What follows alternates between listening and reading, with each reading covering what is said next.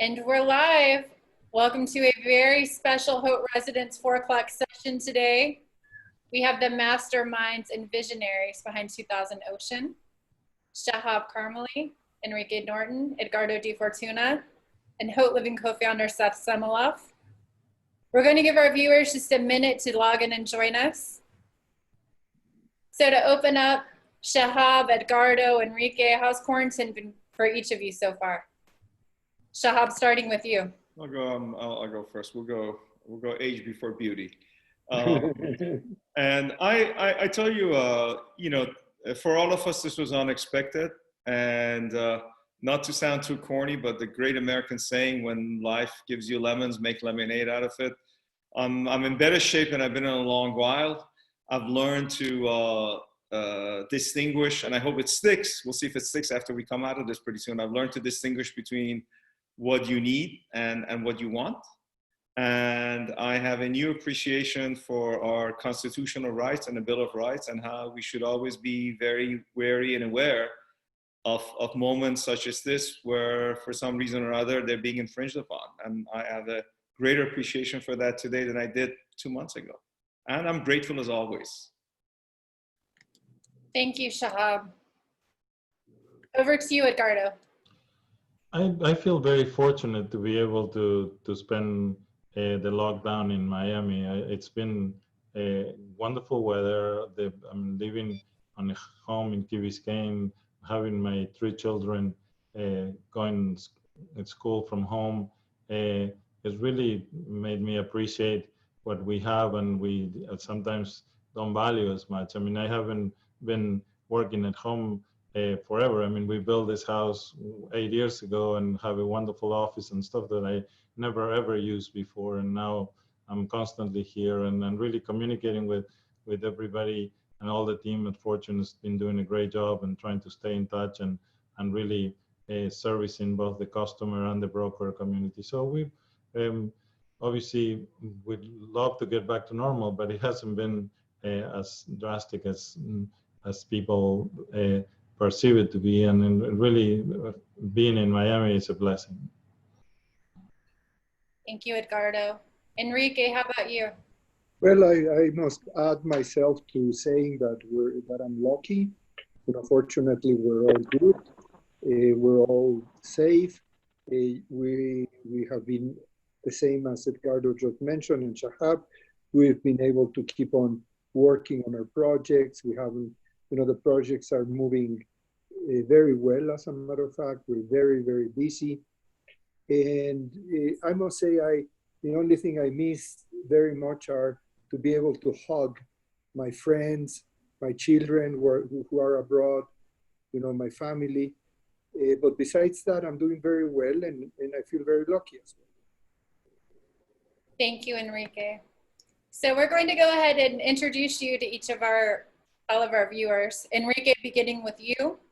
Enrique Norton helms the formidable design team behind 2000 Ocean, alongside lead architect and partner, Andrea Steele.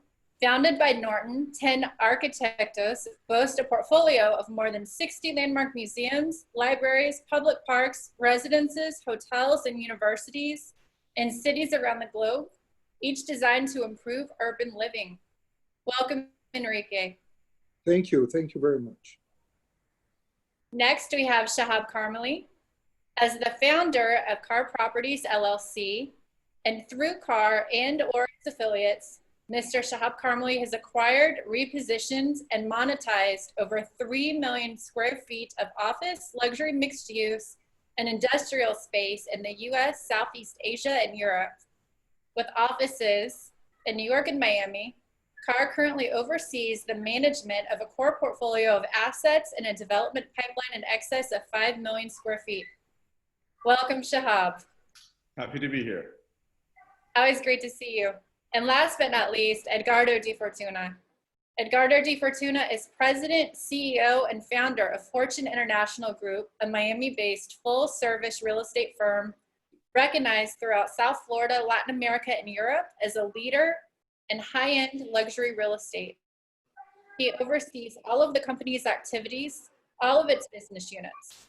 Mr. Defortuna brings over 30 years of experience in the real estate industry and is considered to be a visionary and a driving force in South Florida real estate. Welcome, Edgardo.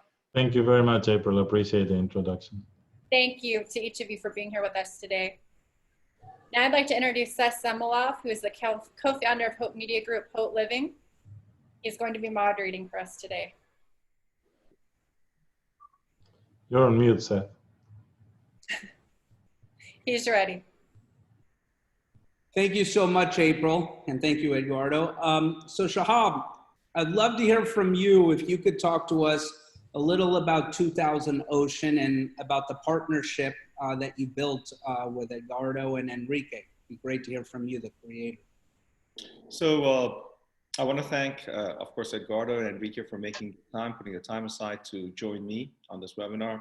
Hot Living has always been a great partner for us. I think one of the reasons I have invested as much as I have in Florida, South Florida, along with my partner, and our wind behind our back, entering into the luxury sector there, are partners like Hot Living, who have exemplified what Miami has evolved into in the past 5 to 10 years in terms of quality of offerings, the cultural activities, and the international city that it's become. So it's great to be here with you guys, and thank you for hosting us. 2000 Ocean is almost a pet project for me. It's cliche to say, but I will say you're only as good as your partners and team members. And as I came across this opportunity, and I came to understand what Hallandale is and how unique this location on the beach is and what's possible there, the first step was to find an architect whose vision is really what brings a project to life, who could express what we wanted to achieve here. And I was familiar with Enrique's work. I had not had the pleasure of meeting him in person yet. We were introduced by a mutual friend who actually used to be working for me. And I had one dinner and I walked around and I said, you know, I always knew he's talented and brilliant. I had no idea he's such a charming man. He's such a human quality to him. And the ultimate expression of a successful development is when people feel like you've given them a new home. They walk in and say, I am home. This is where I want to be. And Enrique, both through his vision, his brilliance, but also the way he views the world and his interaction with people. He just said he misses hugging his friends, and he means it. He's not just saying that, has somehow expressed that brilliantly in this building. And as far as who would be the right partner to help us sell these unique residences, there's no second choice on an Edgardo. I'm not just saying that because he's online with me. I actually speak more highly of him when he's not around than when he is around, but there is no second. And his unique set of talents in both the sale of the best product in Miami, but also the developer himself. He brings an understanding perspective from both angles of the industry, and we could not be happier in having him and his excellent firm as our partner in the sales effort in this project.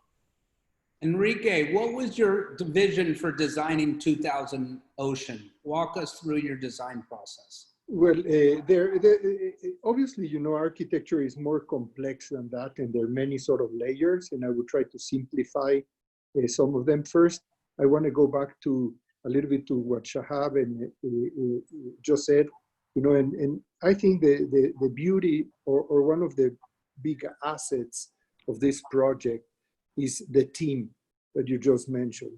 You know, obviously, you know, I met Shahab before I met Edgardo. As a matter of fact, I met Edgardo in a completely different condition. I didn't meet him through this project specifically.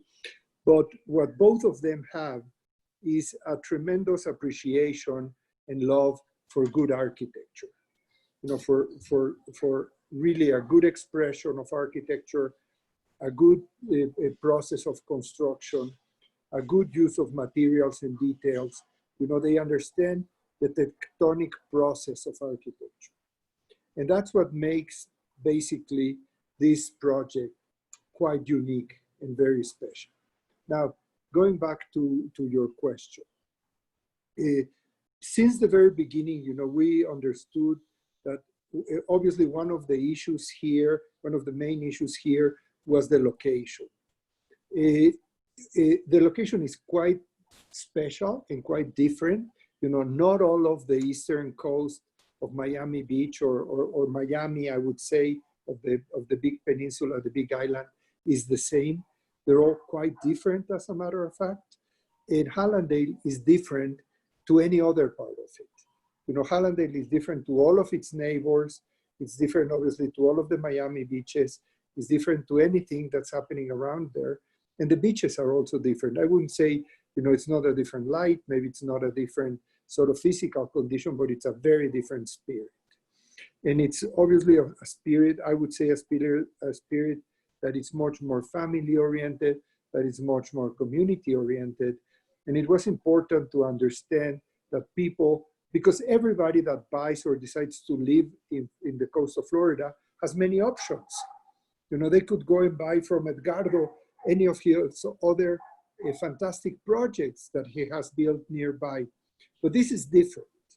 And it's different, one, because of its location. You know, people that are not looking to live, you know, across the street or nearby the shopping mall, or that are not looking to live in Miami Beach, or that are not looking to live in Aventura or whatnot, you know, they're looking for a different condition. So understanding that that's a different market is very special. Having said that, there were other issues that, you know, I've been sort of looking for. You know, I happen also to have an apartment in Miami. You know, I spend time in Miami. And one thing that I've noticed is that even the most contemporary apartments or projects in Miami have a strong barrier or detachment from the biggest asset, which is the environment, you know, which is the ocean, which is the beach, which is the air. You know, and one of the biggest motivations, and we discussed that with Shahab, is how to create a product that would be much more integrated to everything that naturally surrounds each one of these residences. You know, we spent, so therefore, I would say there are two very important drivers in this project. One, to understand the community life of this project, of this building. Now, this building is not just another object sitting, you know, independently and isolated from everything else. And the people that are going to live there are people that probably are willing both to have their individuality, of course, and have their privacy, of course, but also be part of a community of peers. So there was a big emphasis in designing all of those moments and all of those opportunities of communal encounters, I would say, of community living within the building. And I think that is quite accomplished and distinguishes it from many other buildings. And the other thing was to design the units in a way that, as you may know, and sorry, you know, that, for example, all of the units have 180 degrees views. You know, every unit, you know, even the small units, obviously the big units have 360 degrees views, but even the small units have a relationship both with the ocean, with the beach, with that kind of nature, but they also have a relationship with the city, you know, with the more urban parts. They have a relationship both east and west. And that's a very unique condition in these kinds of buildings. The other thing, as you can see in the things you're now showing, is that sort of almost ethereal envelope, ethereal but at the same time protected envelope that sort of engulfs the spaces.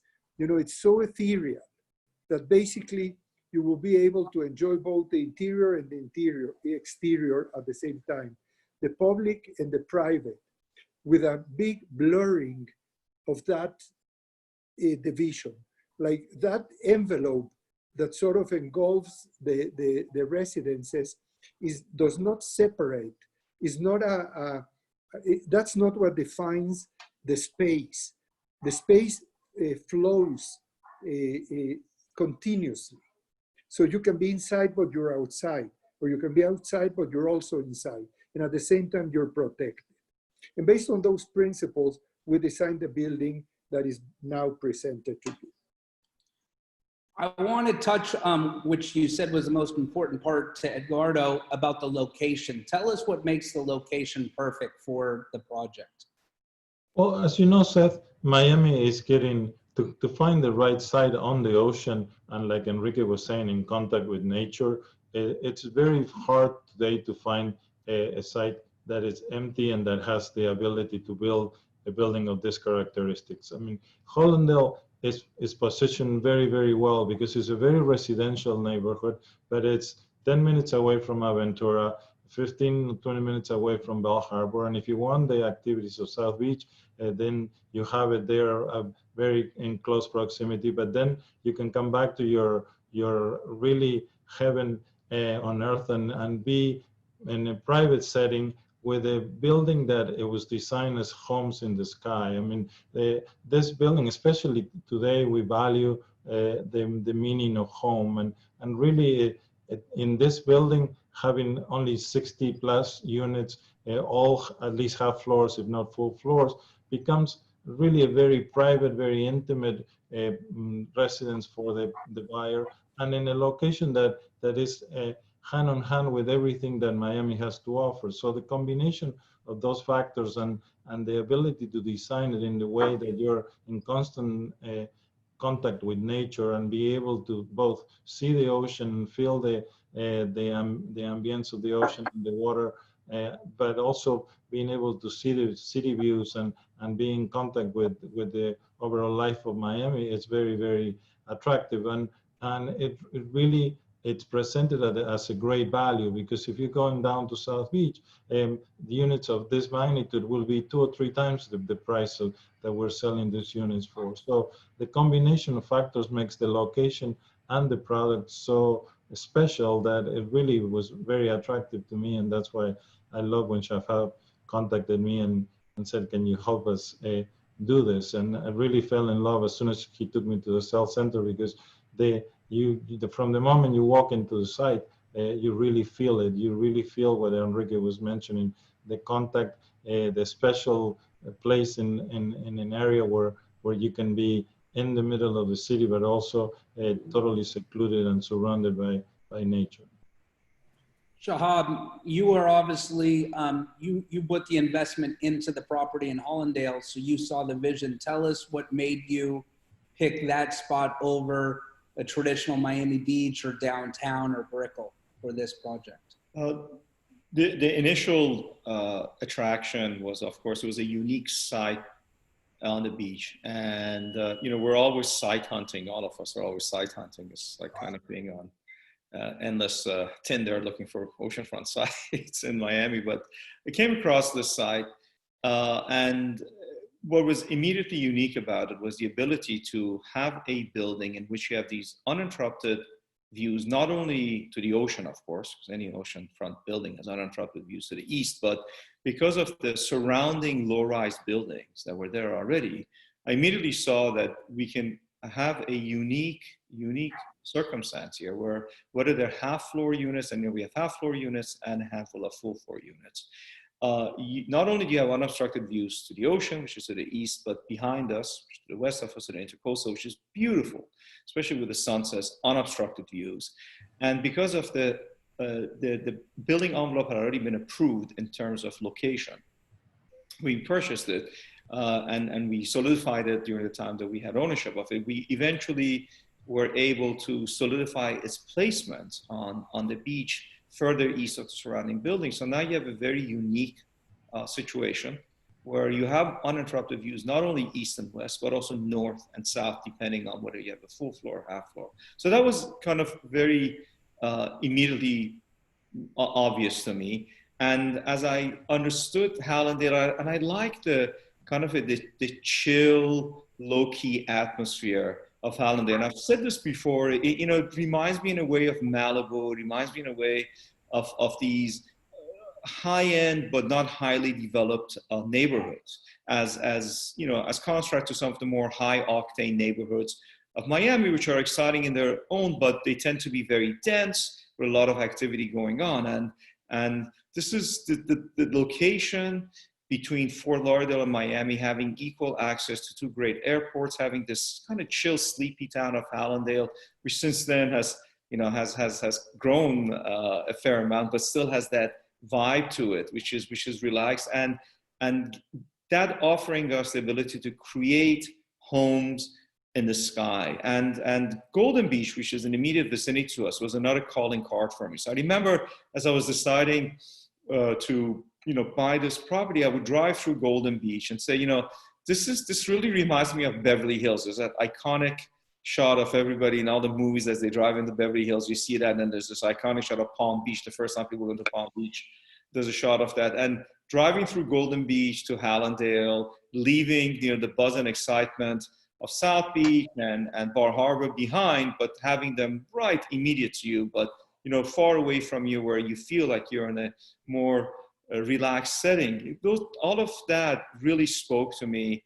And based on that, I thought there's a possibility to create something which looks at the amazing homes that are at Golden Beach and say, how can we replicate these at a, you know, better value, because it's a high rise, in a building in which you have the views, you have that texture, you have the nature, you have all the square footage that you would have in a luxury home, combined with, you know, the endless conveniences of living in a high-rise building, from security, services, you know, so on and so forth. And you know, it took me a good, you know, couple of months to come to terms with that, and then, you know, we paid the price and we bought the site. So. Enrique, how did you incorporate the natural surroundings into your design process? Well, you know, as I said before, you know, the challenge would have been how to really not have any solid conditions that would separate you from the surroundings. The surroundings is not only the view of the ocean, but it's also the air, it's also the sounds, it's also, as Shahab just said, both the sunrises and the sunsets. You know, it's the whatever urbanity that exists in the surrounding. So there's basically two things. One, by creating this very ethereal envelope. Second, by extending as much as possible the opportunity of exterior spaces.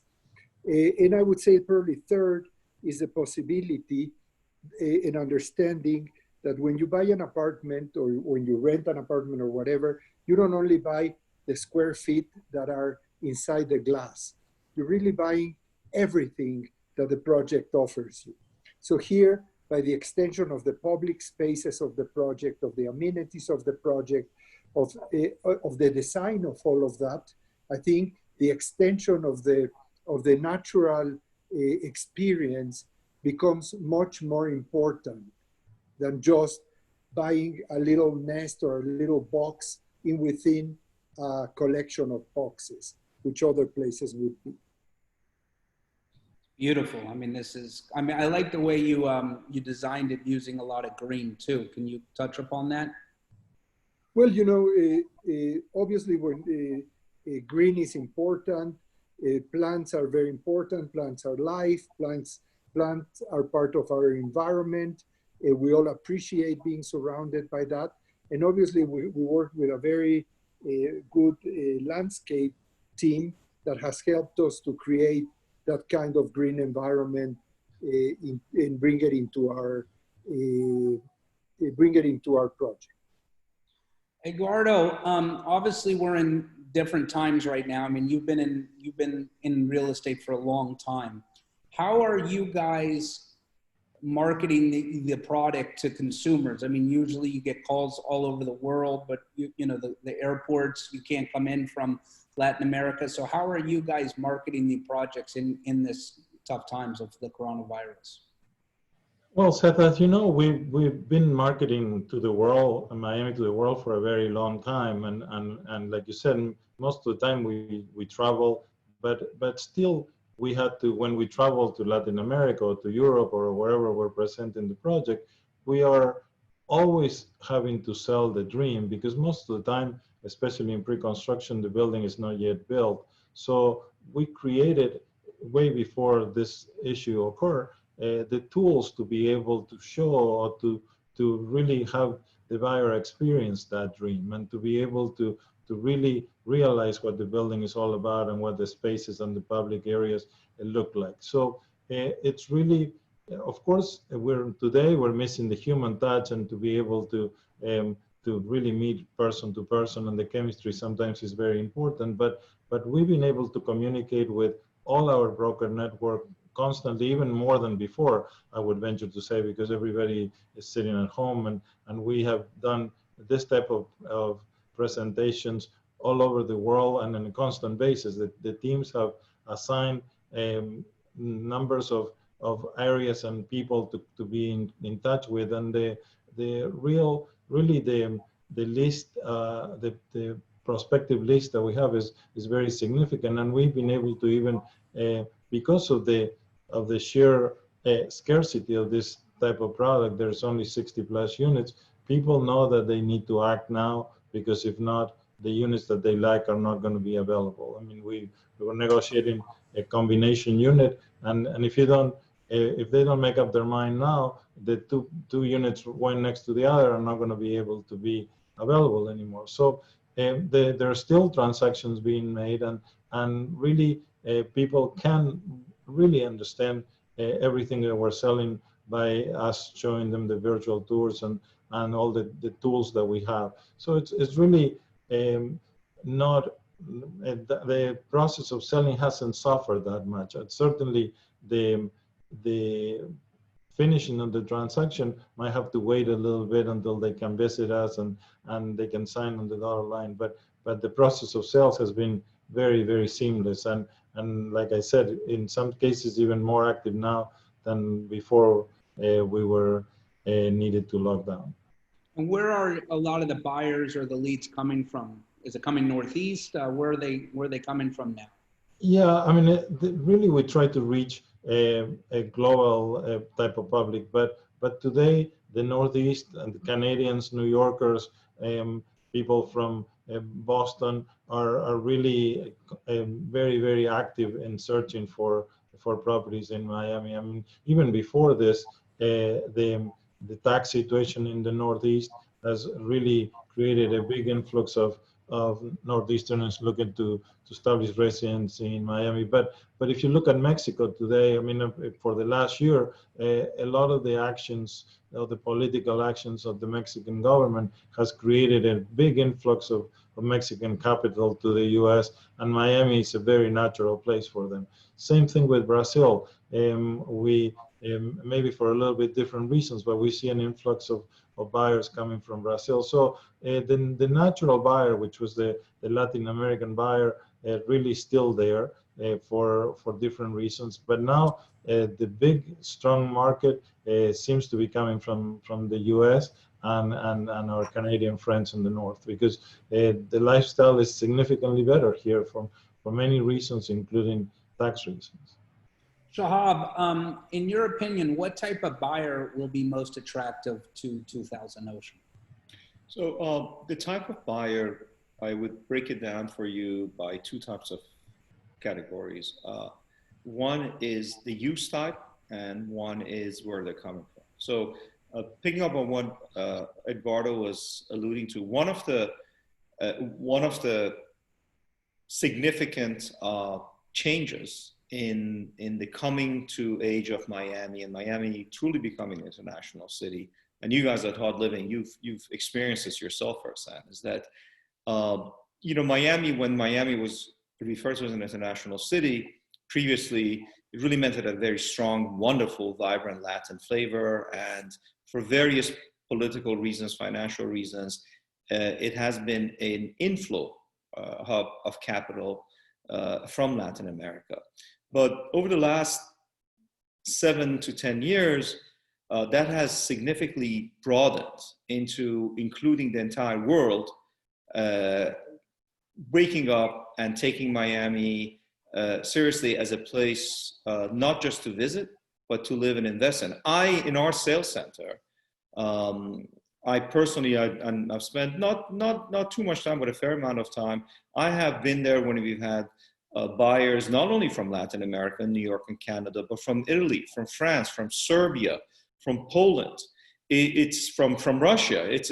I'm always amazed at how international Miami has become. So I think geographically, still Latin American buyers tend to make up the bulk of the market, but certainly Northeasterners, New Yorkers, because of tax reasons and also quality of life reasons. You know, taxes may encourage you to look at Miami. They certainly have encouraged me and a lot of my friends, but if the lifestyle is not there, you know, there are very few people that will change where they live just for taxes if the other factors weren't there. I think taxes make you look at a place like Miami. Same as myself. I started looking at it, and it took me a while to realize that Miami is just not fun because, you know, God knows I've had a lot of fun in Miami in my younger years, but you start looking at it about what a great place it is to live in. The beaches, the natural beauty, and now the cultural offerings of Miami, which have really put it, you know, on par with any city in the world. And secondarily, as Enrique was mentioning, and the discussions we had early on, the idea with 2000 Ocean was always to create a select handful of homes for people who want to live there or spend a significant amount of time. So your sense of arrival, as you saw with that beautiful podium that Enrique has brilliantly designed, he convinced me that the lobby should be elevated. I was kind of resisting him in the beginning. And he said, no, your sense of arrival, of climbing and arriving at this point of arrival where your lobby is up in the air and you're looking across the ocean. Each home has its own individual elevator landing, to the several swimming pools that we have and the amenities that we have, our spa, our gym, our owner's lounge, our beach club. All of those speak to people who want to have a home, who want to enjoy living in this home in the sky, which allows them complete privacy while giving them access to nature right at their fingertips. And, you know, Enrique can speak about this more, but just give you an anecdotal fact. Our half-floor residences are close to 3,000 square feet. And 3,000, and that's just the interior. And as Enrique said, when you're buying a home in a building, you're buying not just the square footage within the glass, but everything else that comes with it. So when you consider 3,000 square feet of absolute usable space on one level, is really like a two-story average 5,000 square foot home, because you don't have the loss of the stairs, the mechanical areas. So in a relatively large home, you have access to 2 swimming pools and all the other amenities that we mentioned, the security of the building, your outdoor space on the beach, and at great value. One of the things that we always talk about, and it hasn't come up here yet, is let's also not forget that among all the wonderful things that we are pointing out about Miami, and leaving many that we can add to, let's not also forget what great value Miami in general is, and this building is. You know, when you consider what you're paying to get Enrique Norten, to get these homes in the sky, glass tower, all these amenities, Minotti as our design partner. The list is, kind of very voluminous, and visiting our website can show you. And at the price that we're able to offer this at, it's a tremendous value. And that's another thing that I think people more and more are realizing about our project and these projects, is on top of the beauty and the location, what great value they are. And that has been a big driving force for a whole variety of buyers from the US, from Canada, and as I mentioned, from Europe and other parts of the world. Shahab, obviously to get Enrique's home run for you, do you remember the day when you guys first met and you pitched him the idea? I got to believe it's a great story. Do you want to share where you I had this very charming Brazilian girl who used to work for Rafael Vignoli, actually, another great architect. And she had come to work for me. And I was kind of thinking about a list of architects for this project. I wanted somebody with a unique vision. And she said, I'm very good friends. I said, look, Enrique Norton, I said, look, I've always admired his work because I tend to find Mexico City architecturally a wonderful city. There's some great examples of great architecture. when people think about Mexico City, they don't realize amongst the traffic and the pollution and on the side of, there's some really great architecture there. And she said, look, I'm friends with him. Why don't we have dinner together? And then we went and had dinner at a restaurant around the corner from my office in New York on 36th and 5th. It's called I Fiori. It's just a very nice Italian restaurant, although I always have the hamburger there. They have great burgers. And as I said, you know, what was going to be a short dinner became a very long dinner. We found that the world is always small, and we found that we had friends in common. And I found him to be so naturally charming and so likable that after that, it was not at all a question of if he should be the architect for us, is when can we get going with him as an architect with us on this project? And that's we kind of, you know, went from there, and it turned out to be a very good decision on my part. I hope he feels the same way. I hope it was a good decision Absolutely. on his part as well. But the collaboration has been wonderful. Enrique, how many projects have you built in your career? Have I built in my life? Yeah, in your career, how many projects have you? Ooh, I don't even know. I don't even know. I can tell you it's built projects, probably over 60 projects, you know, all over America, around the world. So I don't keep a count on the number You're of very projects. humble, and your work is amazing. Thank you. What makes this special? I mean, obviously you have 60 kids. What makes this special out of the other projects you built? You know, every project is special. Every project is special for many issues, for many, many issues. You know, and as you said, that's a good comparison. You know, every one of our projects is like a child to us, you know, and you love them all for different reasons. You love them all and you hate them all, you know, for different reasons. You know, but at the end, you love them and they're part of your family, and at the end, they're part of your legacy. And as I said before, there are many reasons why I would love this project. One is for the personal and human relationships. And I do mean it. I do mean it. You know, you were asking Shahab about the first time we met. I can tell you, you know, that, you know, when you start meeting a new client, it's a new life. It's almost like a courting thing. It's almost like a first dating thing. You know, you want to start seeing if you will be able to sort of, quote unquote, don't take me wrong, Shahab, but marry this person, you know, like, because it's a very long relationship. You know, Shahab and I have been now in this relationship for years. It's several years. And I feel very proud and very happy that I can be here, you know, looking at Shahab in the eyes and knowing I have a friend. You know, I know the most important thing, and that's the next thing. Why do I like this project so much? One, because, you know, I've been visiting this project periodically. You know, unfortunately, I wish I could be in Miami more often now, but I'm coming back, so don't worry. I'll be there and hustle you. So don't worry. And it's amazing, you know, the project is being built impeccably. The quality of everything is really great.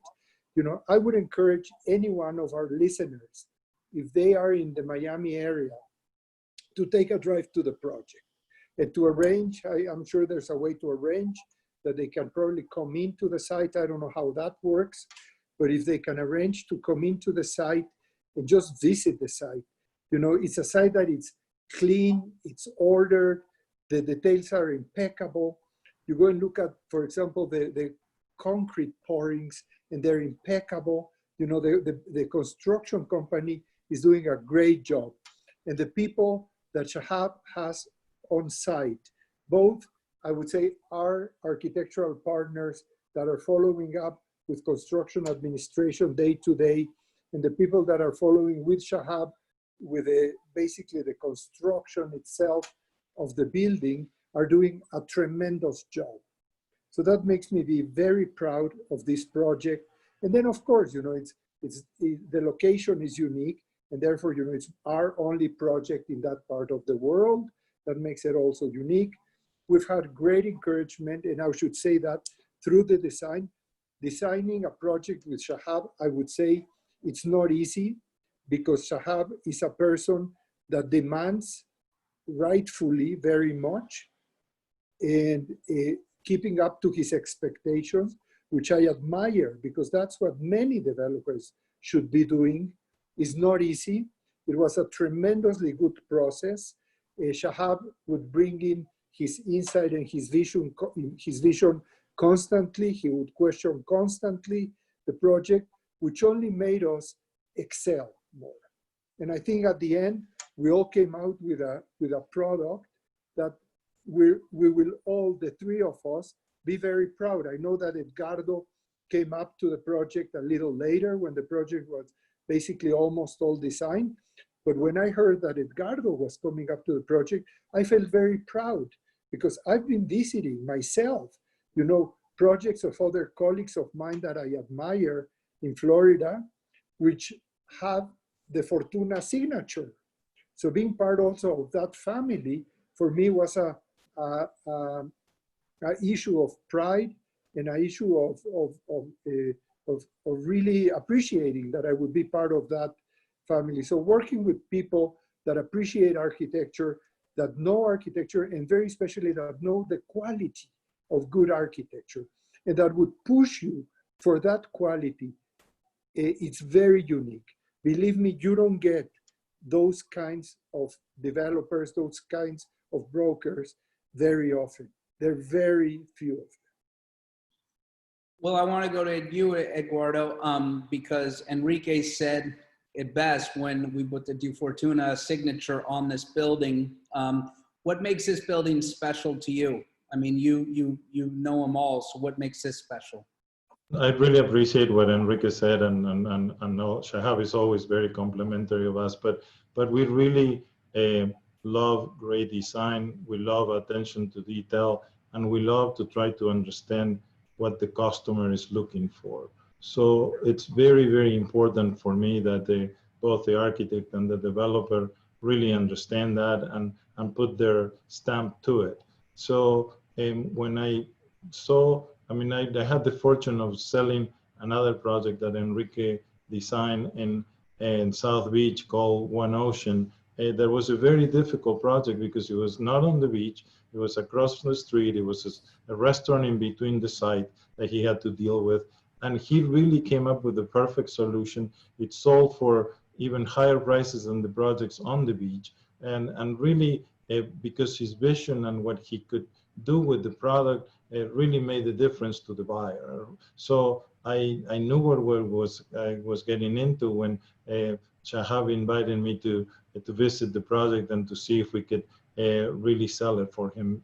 The notion that he was doing a very private boutique type building with a really direct contact with the ocean and the beach and the pool and the common spaces, and the attention to detail that Shahab is known for putting in every single one of his projects, plus the combination of Enrique and Minotti doing some of the interiors, really was a no-brainer. Of course, we said yes in a minute, and he stopped it by saying, I know you're going to sell it. I really don't even need to sense that to get the 50% pre-sales. I'm going to start construction on this project immediately. Of course, we sold a bunch of units anyway, but he really put his money where his mouth was, and now the building is top off. It's incredible. I mean, and certainly what Enrique was saying, we'll love to accommodate people to take them up to. We're going to have a model unit very soon that we're going to be able to take people up to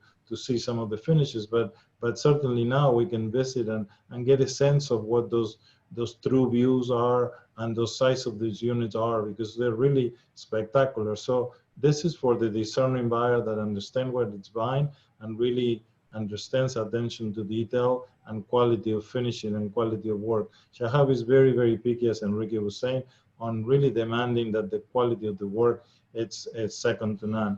And he even loved the way that we did J Signature so much that hired the same company, Suffolk Construction, and the same team that was at J. He really handpicked them to build this building. So the combination of all those factors makes it a very, very outstanding product, and it really makes me very proud to be in company of these two gentlemen. And Shahab talked about it, but go back to you, Eduardo. How is it priced with other buildings in Miami? Because there's a lot of amenities and it's priced well.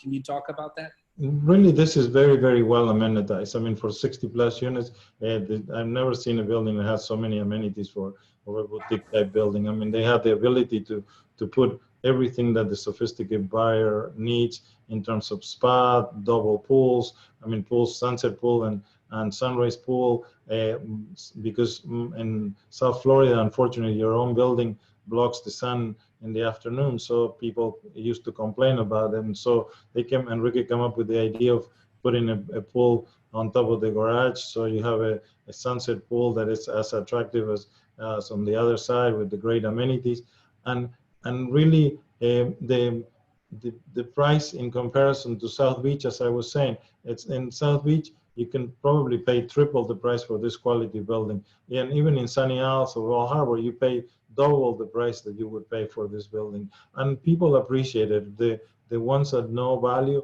really are really coming to this building and appreciating and embracing it, because if you want a home really in the sky with a very private access directly into your unit from your own elevator, this is the building for you to choose. Shahab, how has COVID-19 affected construction on the project for you guys? Fortunately, we have been able to continue construction, but of course, we very early on, in partnership with Suffolk Construction, who have done a tremendous job of taking this seriously and being on top of it very early on. Besides the obvious social distancing, limiting the number of people in the elevators, making sure temperatures are taken at, we actually take them more than once a day. You know, we take on arrival and midday. Handling deliveries differently, making sure masks, gloves, sanitizers, every floor, and there is a person who has been added to the team. Their sole job is just to make sure that all of these practices are being followed. And so far, we've been blessed and we've been fortunate to have a healthy job site in terms of COVID. Inevitably, we have experienced some minor delays in supply chains because, as you know, our partners are based in Italy. So kitchens, bathrooms, doors between Minotti Cucina, and Lualdi, and our other Italian partners come from overseas. But I think in conjunction with Suffolk, we're going to make up the lag time on that and actually stay on schedule. So far, we're very much on schedule. Other than that is safety first, as always on any construction site, just not because of COVID, but construction sites are dangerous places and you want to always have safety first. And that has been the impact to us. The greatest impact has been, but it's going to be what's going to come out of this. Now, nobody can predict very 100% accuracy what some of the behavioral impacts on people is going to be as a result of this. In this case, we're fortunate enough that the fear of the pandemic was greater than the pandemic itself. This is probably a good, lesson to be learned there. But it's interesting. I was actually having this discussion with Enrique last week, and I said, it's interesting that some of the elements that we have in this building that we incorporated, Seth, in terms of my belief in what luxury is. Luxury, everybody uses the word luxury, like everybody uses the word genius in Hollywood. Elon Musk is a genius. I don't know all the guys at the Oscars who call themselves geniuses. I think, and luxury, everybody calls projects luxury, but luxury has to have a functionality, aesthetics, and quality all wrapped into one. You cannot have luxury just because you say it's luxury.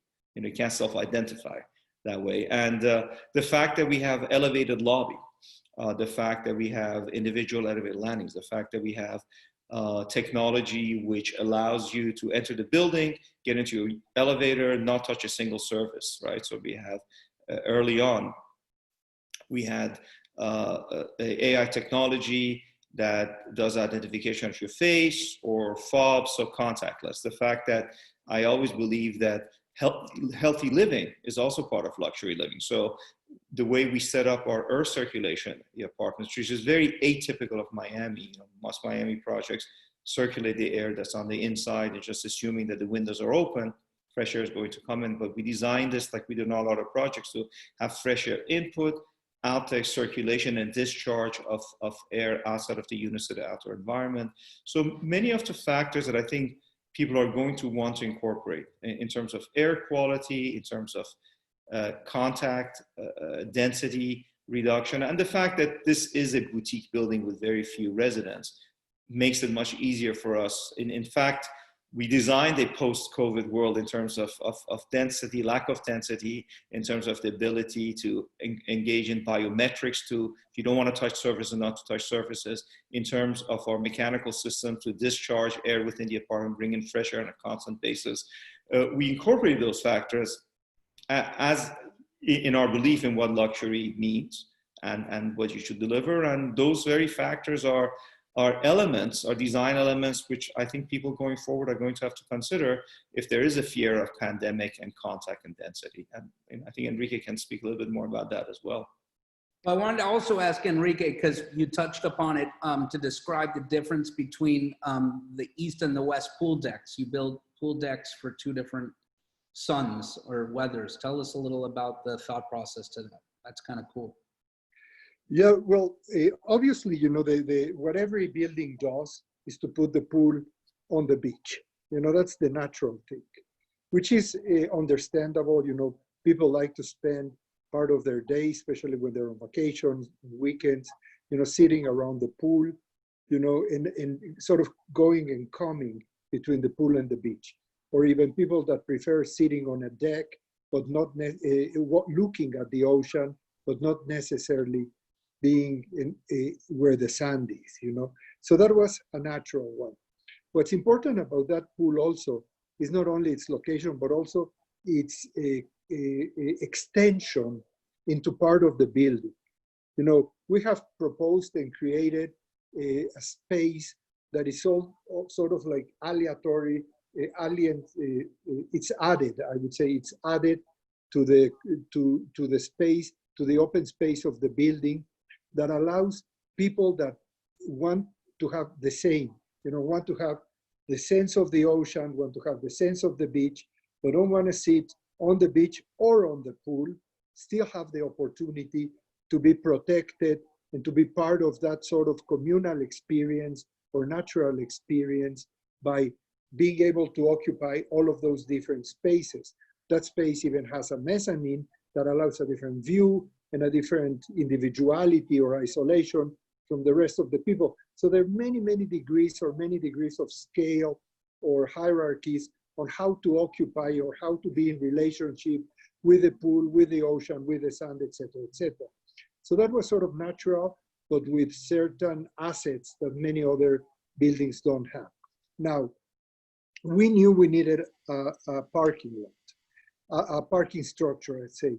So we always thought that instead of using the western part of the site, which is the largest part of the site, only as a parking structure, you know, as a service structure, we should really look at it as a pediment, as a podium for a very rich sort of communal experiences.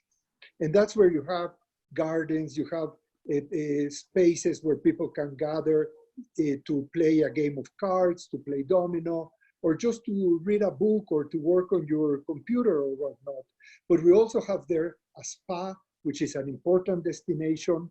And we also have there the Western pool. As we know, you know, many of the pools for the pools that are on buildings on the beach end up always in the eastern side. But you lose the sun on the eastern side right after 1 o'clock.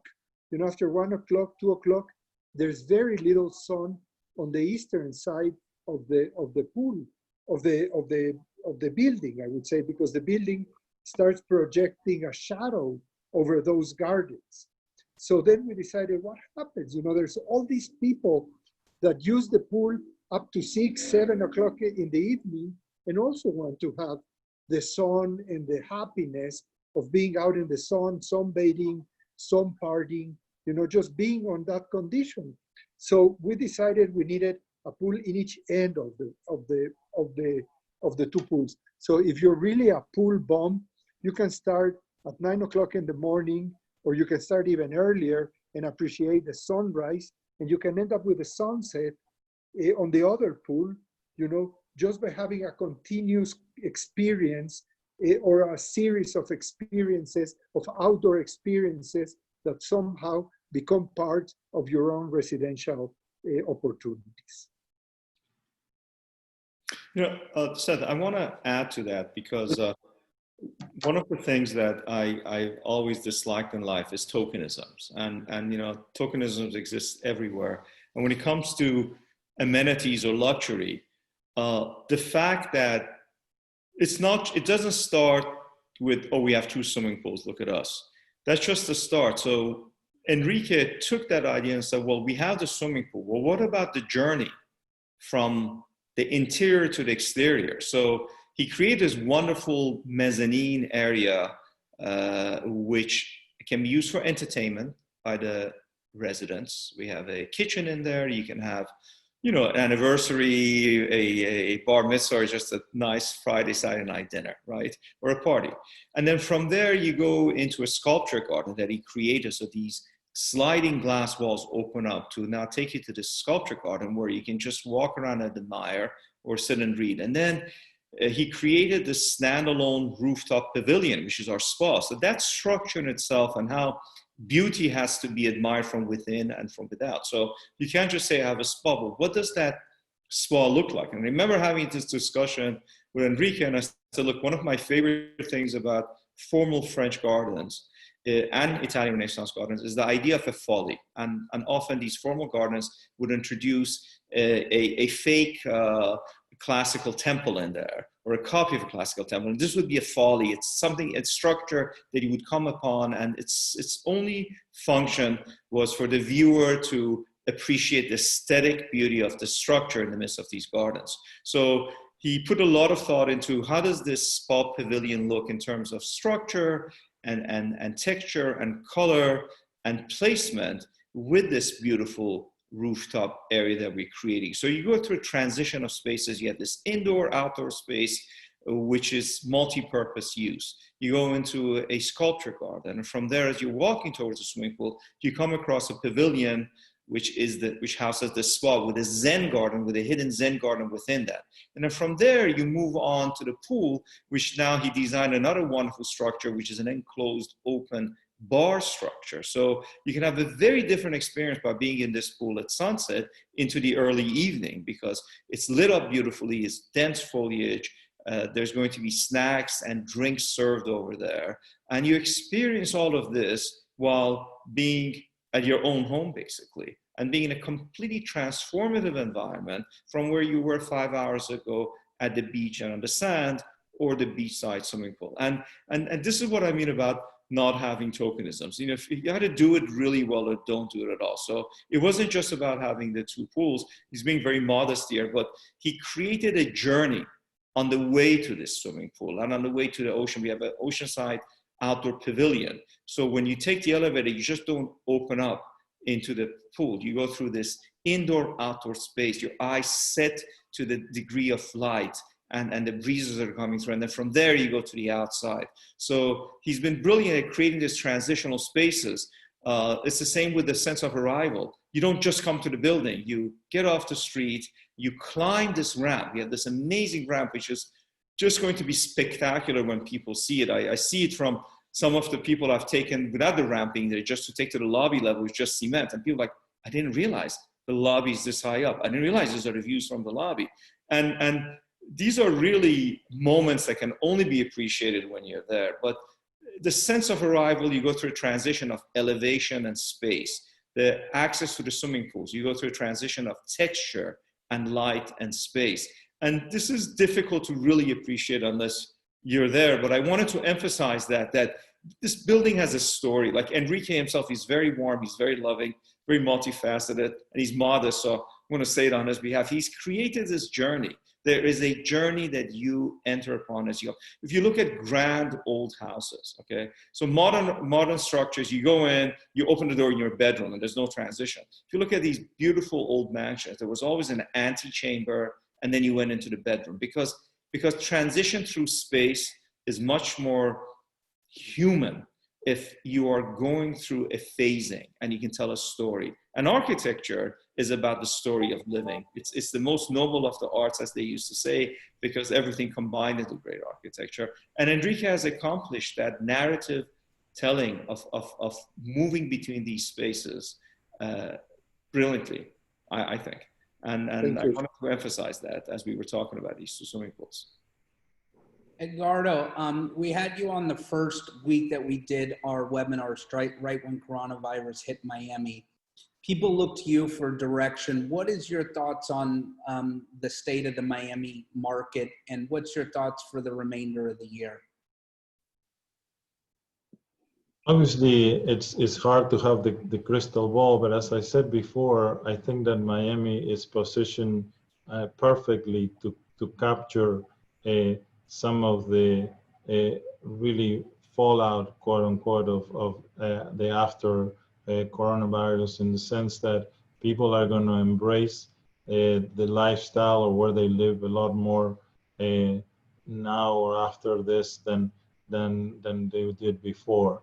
And how people live and the type of property that people live is going to be a lot more prevalent. So it's going to take a little while to adjust to back to normal. I hope that we find some quick solution to the health issues, so people are not concerned anymore and are able to travel. But both from the location point of view in Miami and from what the activities that we do, which is real estate, which is an investment that has proven through the ages to be very solid and really hold value. I think that we're in a perfect position to take advantage of that. How long is it going to take? I mean, hopefully they are going to people are going to experience and ease more and more into coming back to normal life. And when they start being able to travel again, I think that Miami is going to benefit from this.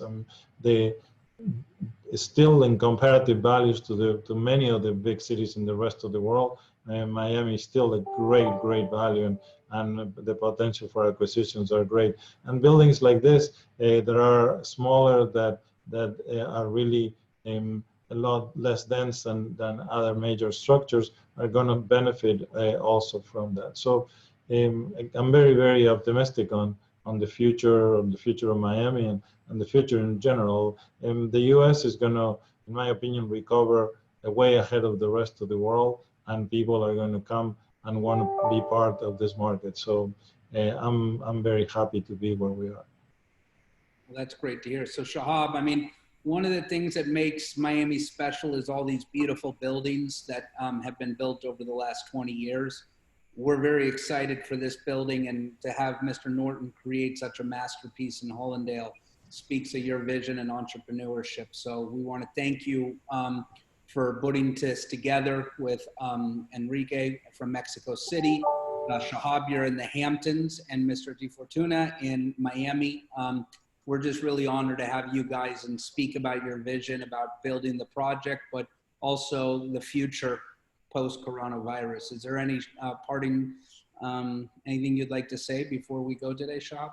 I have spoken of this before, and I speak to this from somebody who has personally experienced sudden change in life. I came to this country as an Iranian Jewish refugee from the Islamic Revolution of Iran. That was a much more harrowing experience and a much more real experience than what is going on right now with immediate death, destruction, and change in life. And the thing about life is that it has one constant, and that one constant is change. And often the fear of what is going to come is greater than what actually happens. Human beings are extremely resilient. Human societies are extremely resilient. If you go back and look at true pandemics, such as the Spanish influenza, the so-called Spanish influenza, the aftermath of World War II, the horrors of communism under Mao and Stalin, this really pales by comparison. And I would argue that had we not been living in an age where we have immediate digital access and information, and we didn't have gene sequencing and dissemination of information at the speed of light, this could have been called a really nasty flu season and would have moved on from it. Many lessons to be learned here. I agree 100% with Edgardo. I am living proof of it. And I think Edgardo is also, the opportunities that exist in the US are second to none anywhere else in the world. We will be ahead of the curve. I hope the whole world will be fine to back where it was and prosper. I wish that for everybody. I think we have certain built-in advantages in the US, and especially in Florida and in the Miami market, we benefit from all the other factors that we touched upon. So I am optimistic. By nature, I'm optimistic. I think to be a developer, you have to be optimistic. But if you look at the historical data, if you look at, have an understanding of what has come before, this is not a smooth ride, but I think we're on the other side of this, and we need to get on and get moving. And I think the future is, I hope, and I think is brighter than what a lot of other people are have been thinking. Well, Mr. Norton, Shahab, Edgardo, April, I really appreciate everyone's time today, and thank you so much. Thank you. Thank you very much, guys. Thank you, Seth. Hard Living has always been a great partner, so I really appreciate it because you really emphasize what Miami and luxury is all about. So thank you for the great job you guys are doing. Thank you to all you visionaries to keep. Thank you, Edgardo. Thank you, Enrique. Thank you, Sam. Thank you, Great to guys. be with Good you. to see you. Always. Look, seeing you in person, Edgardo. I hope so. And Enrique. Come down. Take care, guys. Bye-bye. Bye. Thank you.